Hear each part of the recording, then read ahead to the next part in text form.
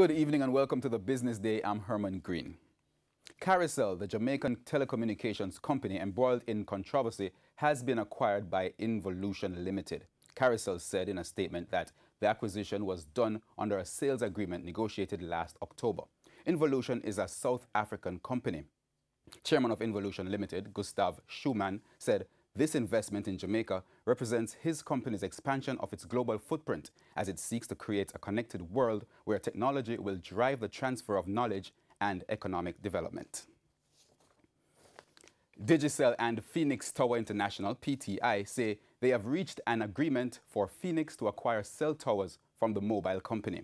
PTI bought the ownership or management rights relating to 215 cell phone towers from Digicel in the French West Indies. The latest transition solidifies PTI's position as the premier tower company in the Caribbean. Terms of the transaction were not disclosed by the parties. There's a call for the business processing outsourcing sector, BPO, to be separated from the services sector. President of the Business Process Industry Association of Jamaica, Gloria Henry, says BPO rakes in over $500 million annually in revenue and, as such, should be highlighted in the Planning Institute of Jamaica, PIOJ's report on key sectors. Tourism is reported separately, even though tourism is part of the services sector. Agriculture, mining, manufacturing, they're all reported separately, and BPO is now at a stage based on the contribution that it is making and the trajectory that it is on to continue to grow, to expand into knowledge process outsourcing and enabling technologies that it can now start to be reported on its own. Ms. Henry says the BPO sector continues to contribute to several other economic drivers such as the transportation, tourism and security industries. Ms. Henry was speaking on Thursday at the launch of the Outsource to Jamaica Symposium and Expo to be held in April in Montego Bay. A little bit behind in terms of the measurement of the contribution, but that's something we intend to fix in 2018, and we want the PIOJ to come and support us in ensuring that BPO gets the economic recognition that it deserves.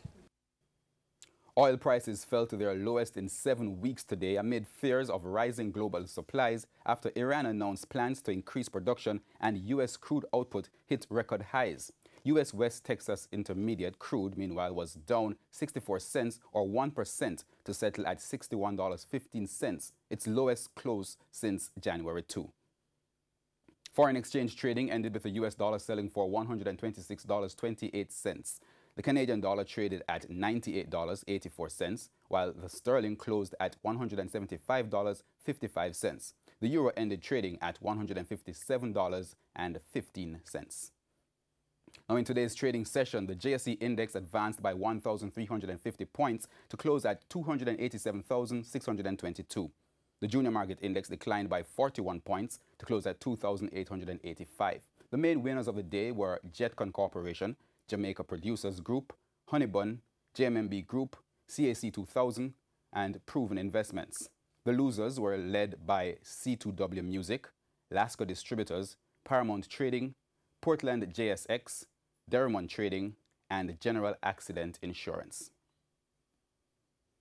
And that's the Business Day. I'm Herman Green. Good evening.